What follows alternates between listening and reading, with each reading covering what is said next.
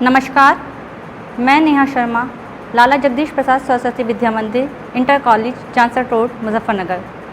बच्चों, आज आपका ऑनलाइन कक्षा में स्वागत है।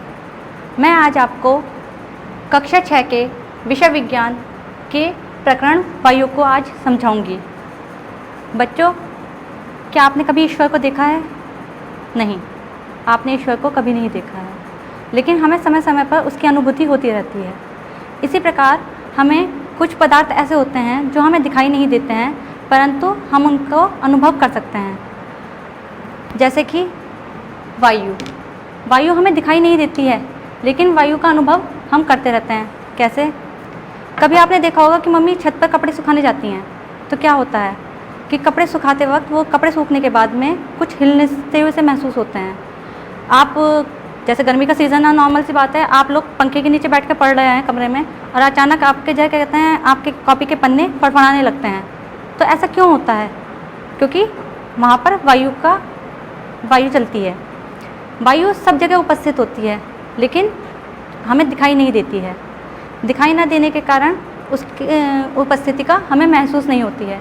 हमें उसकी उपस्थिति कैसे पता चलेगी, वो मैं आज आपको एक क्रियाकलाप के द्वारा समझाऊंगी। देखिए, यहाँ पे दो चित्र हैं, जिसमें एक उल्टी बोतल पानी के अंदर है। हमने एक खाली बोतल ली, उस खाली बोतल को हमने बीकर के अंदर, पानी भरे हुए बीकर के अंदर उल्टा डुबोया। तो हमने क्या देखा कि उसमें से कोई प्रतिक्रिया नहीं हुई, ना तो पानी अंदर गया, ना बाहर कोई चीज़ आई, क्योंकि वो बोतल आपको खाली प्रतीत हो रही थी। लेकिन अचानक हमने क्या देखा कि जो है, हमने उस बोतल को थोड़ा सा टेढ़ा कर दिया, तो उसमें वो पानी अंदर एंटर करने लगा। जैसे ही वो पानी अंदर एंटर करा, तो साथ में बुलबुले से निकलते हुए दिखाई देने लगे। ये बुलबुले क्या हैं? जैसे ही पानी ने एंट्री करी, वैसे ही वायु ने बाहर की ओर प्रस्थान किया, और हमारा क्या हुआ, हमारे पानी से हमारा वायु जो है बाहर आ गई, बोतल से वायु बाहर आ गई। तो बच्चों, इससे पता चला कि वायु बोतल में उपस्थित थी। बच्चों, आपने देखा है कि हमारी पृथ्वी भी चारों तरफ एक वायु की पतली परत से घिरी हुई है, जो कई किलोमीटर के एरिया में रहती है। उसे हम वायुमंडल के नाम से भी जानते हैं।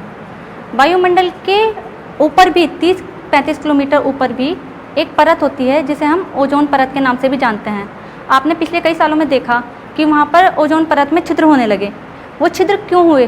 क्योंकि हमारे जो कंपनियाँ होती हैं, उनसे निकलने वाला वायु, जो प्रदूषण निकलता है, जो चिमनियों से धुआं निकलता है, उस कारण उस ओजोन परत में छिद्र होने लग गए। वो ओजोन परत के छिद्र के कारण हमें परेशानी महसूस हुई। परेशानी क्या है कि जो सूर्य की किरणें आती हैं, सूर्य की अल्ट्रावायलेट जो किरणें होती हैं, वो हमारे ओजोन परत से होकर जाती हैं, जिससे हमें कोई नुकसान नहीं होता है। लेकिन अगर वो सूर्य की किरणें डायरेक्ट हमारी पृथ्वी पर आएँ, तो हमें नुकसान होगा। नुकसान किस तरह का?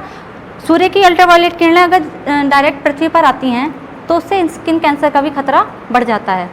तो हमने ये देखा है कि ओजोन परत, अब जैसे कोविड-19 का समय चला, कोविड-19 के समय में हमने क्या देखा कि जैसे जैसे जो है प्रदूषण कम हुआ, वायु प्रदूषण कम हुआ, वैसे वैसे ओजोन परत में जो होने वाले छिद्र थे, वह स्वतः ही बढ़ते चले गए।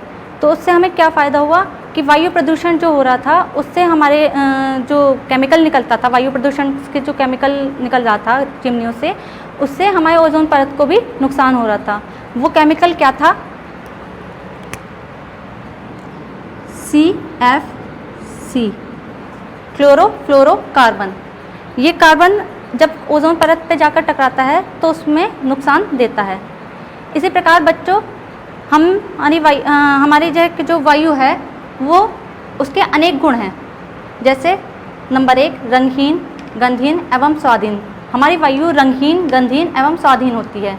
मतलब वायु जब दिखाई नहीं देती है, तो ना तो उसमें कोई रंग होता है, ना उसमें कोई गंध है, और ना ही उसमें स्वाद है। सेकेंड इज़, वायु स्थान घेरती है। जैसे कि मैंने अभी आपको एक क्रियाकलाप में बताया था कि वायु कैसे उपस्थित होती है। दूसरा मैं आपको क्रियाकलाप बता रही हूँ कि सपोज़ ये गुब्बारा है, हमने ये गुब्बारा लिया, इस गुब्बारे को हमने देखा, ये गुब्बारे में अभी कोई भी प्रतिक्रिया नहीं है, लेकिन जैसे ही हम इस गुब्बारे में अपने मुंह के थ्रू हवा भरी, तो अचानक क्या हुआ, इसकी आकृति में भी चेंज हो गया। मतलब वायु ने स्थान घेर लिया। कैसे? जो गुब्बारा अभी तक पिचका हुआ था, उसमें हमने हवा भरने के कारण उसने अपने उस वायु ने अपना स्थान बनाया और अचानक क्या हुआ, हमारी वायु से स्थान घेर लिया। सेकेंड इज वायु में भार होता है। वायु में भार कैसे होता है बच्चों, देखिए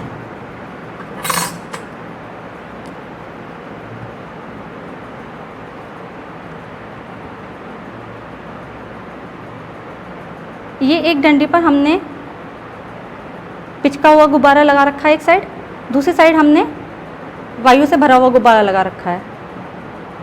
आप क्या देख रहे हैं इसमें कि जिधर वायु का भरा हुआ गुब्बारा है उधर की साइड डंडी झुकी जा रही है। क्यों? क्योंकि वायु में भार होता है। इससे ये प्रूफ हुआ कि वायु में भार होता है। थर्ड इज वायु दाब डालती है। मैंने अभी आपको एक एग्जांपल बताया था कि वायु में हमने जब गुब्बारे में हवा भरी तो अचानक हमारे वायु ने स्थान घेर लिया। वो पिचका हुआ गुब्बारा, उसकी तुरंत आकृति चेंज हो गई।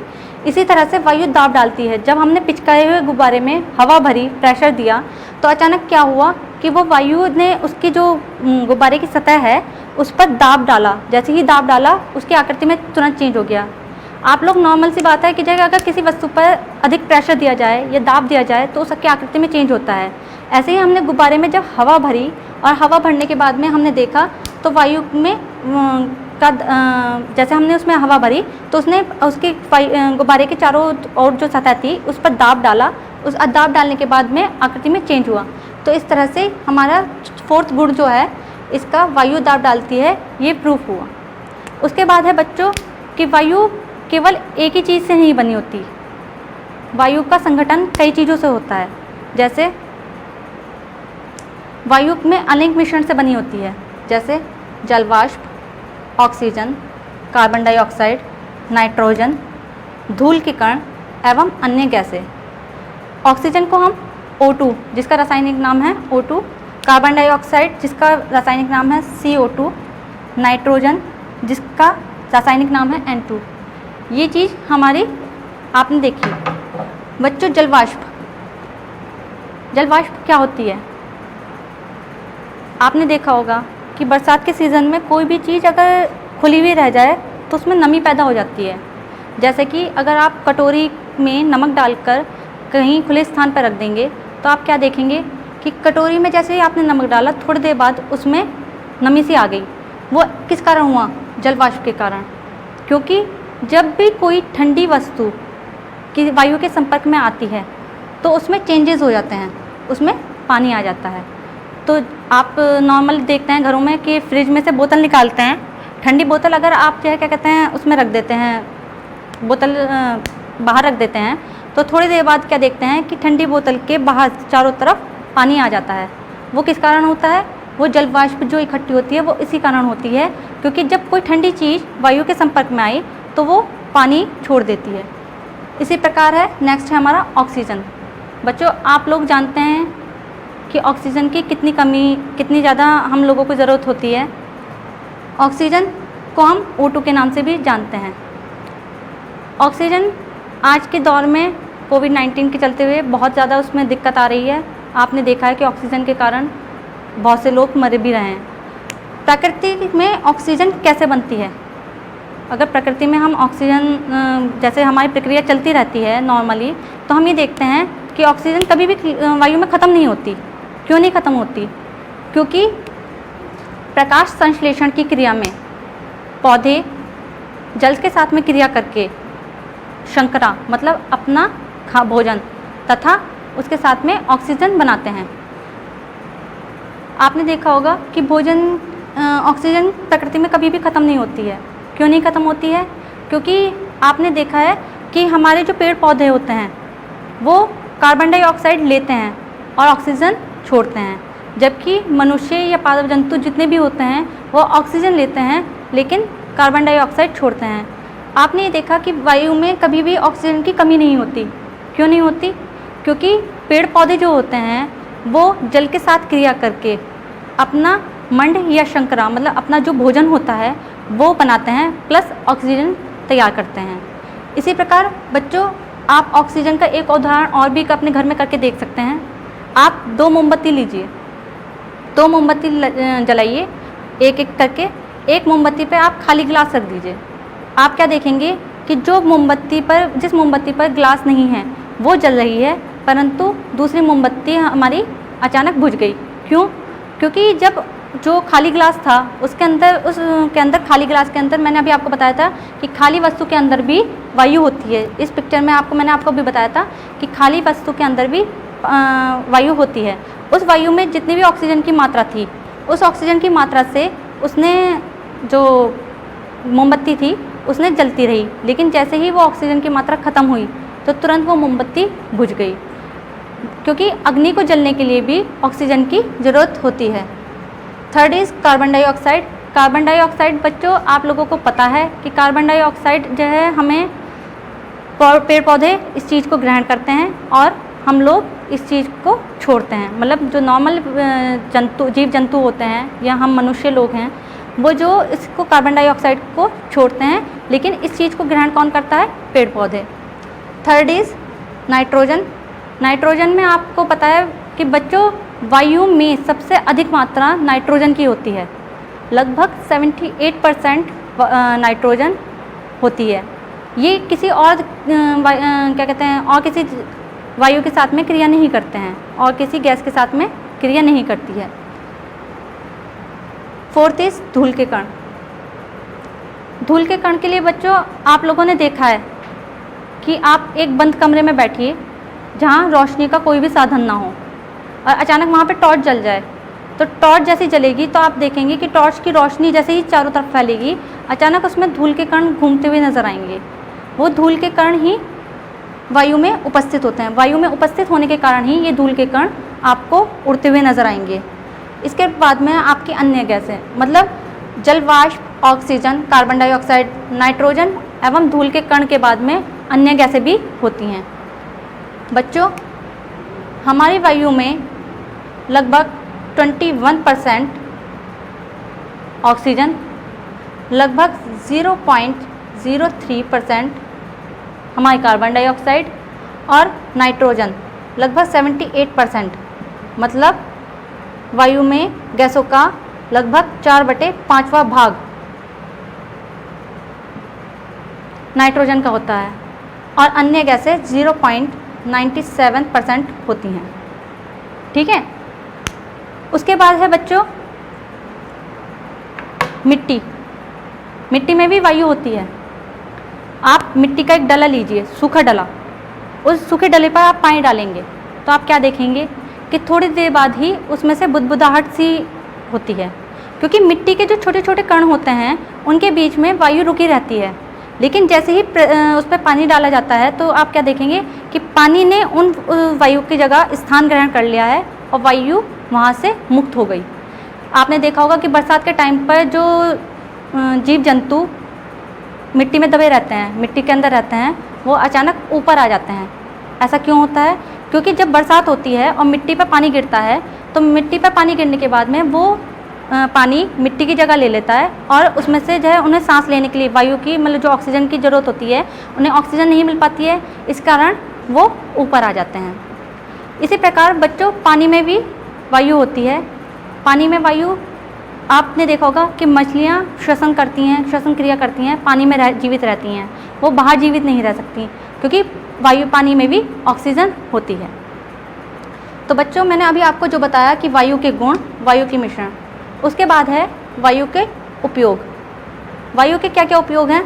नंबर 1, बादलों को एक स्थान से दूसरे स्थान तक ले जाने में, मतलब हमारे जो वायु है उसको एक स्थान से दूसरे स्थान तक ले जाने में वायु हेल्प करती है। नंबर 2, पौधों के बीज फैलाने में। आपने देखा है कि देखिए कई बार ऐसा होता है कि घर पे पेड़ पौधे लगे रहते हैं, वो पेड़ पौधे अगर जो क्या कहते हैं थोड़े दिनों बाद आप देखते हैं तो कई बार ऐसा होता है कि उनकी छोटी छोटी पौध अपने आप ही उगने लगती है। ये भी वायु के कारण होता है, क्योंकि जब पौधों पर जो क्या कहते हैं वायु का प्रेशर पड़ता है तो उसके जो बीज होते हैं वो अपने आप ही गिर जाते हैं और जैसे ही वो बीज गिरते हैं तो उनकी पौध अपने आप ही स्वतः ही उगने लगती है। थर्ड इज़ पक्षियों को आसमान में उड़ने में। पतंग हो गई, पक्षी हो गए, ये आसमान में कब उड़ते हैं? जब वायु का प्रेशर होता है। फोर्थ इज़ नाव चलाने में, पैराशूट उड़ने में, इनमें भी जो है वायु का उपयोग होता है। फिफ्थ इज़ पवन चक्की को चलाने में। पवन चक्की भी वायु के प्रेशर से ही चलती है बच्चों। पवन चक्की के द्वारा हम पानी की सिंचाई, आटा पीसने का काम, इससे पवन चक्की से बहुत ज़्यादा उपयोग में लाया जाता है। तो जिस तरह से हमने वायु का आज चैप्टर पढ़ा है कि वायु के गुण क्या क्या होते हैं। वायु रंगहीन, गंधहीन, स्वादहीन। नंबर 2, वायु स्थान घेरती है। नंबर 3, वायु में भार होता है। नंबर 4, वायु दाब डालती है। उसके बाद में हमने मिश्रण पढ़े कि मिश्रण में हमने जलवाष्प, ऑक्सीजन, कार्बन डाइऑक्साइड, नाइट्रोजन, धूल के कण एवं अन्य गैसों के थ्रू ये हमारी मिश्रण तैयार होता है। वायु केवल एक ही चीज़ से नहीं बनी होती, अन्य कई गैसों के साथ भी क्रिया करती है। उपयोग में मैंने बताया कि बादलों का एक स्थान से दूसरे स्थान तक ले जाने में, पौधों के बीज को फैलाने में, पक्षियों को आसमान में उड़ने में, अधिकांश से इन चीज़ों में वायु का उपयोग होता है। आपको घर से क्या करके लाना है? घर से आपको बैठकर कार्य करना है कि वायु स्थान घेरती है। इस पर आपका जो मैंने एक अभी प्रैक्टिकल करके बताया कि जो है गुब्बारे का, वो आपको अपने घर पर बैठकर लिखना है विद क्रियाकलाप कि किस तरह से हमने कैसा करा। मैंने आपको गुब्बारे का बताया था। आपको क्या करना है, आपको एक ब्लेडर लेना है। ब्लेडर जो होता है, फुटबॉल होती है, उसका खाली ब्लेडर लेना है। उसको पंप की सहायता से करके देखेंगे और आप मुझे आकर इसको चेक करवाएंगे। धन्यवाद।